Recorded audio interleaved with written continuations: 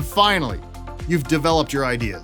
You've refined them, prototyped them, tested them, and now you're ready to launch. First, think about whether you want a hard launch or a soft launch. Do you want to start small around one city or a niche audience that you slowly grow as you refine? Or are you ready to launch in full force? A soft launch is typically less expensive and less risky.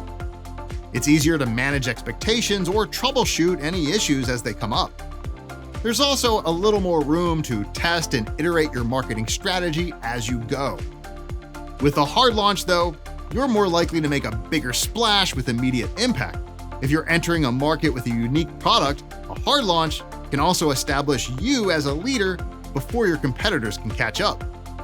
Then again, the harder the launch, the harder the fall, if things don't go quite as planned. So think about the readiness of your product and distribution capabilities, the competitive landscape, and your risk appetite.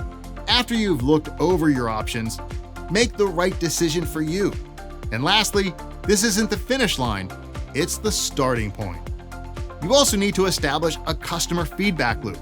Set up methods to collect customer reviews, complaints, and compliments. These are the insights you need to keep improving everything from the product itself to your pricing strategy, marketing strategy, and more.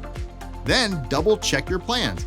That means supply chain, distribution, pricing, marketing, to make sure that they're up to date with your latest prototype. Once everything is in place, it's finally time to launch.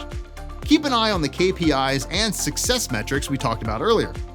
Monitor your sales, track customer engagement, and use other metrics to measure how well your launch and your product are doing in real time.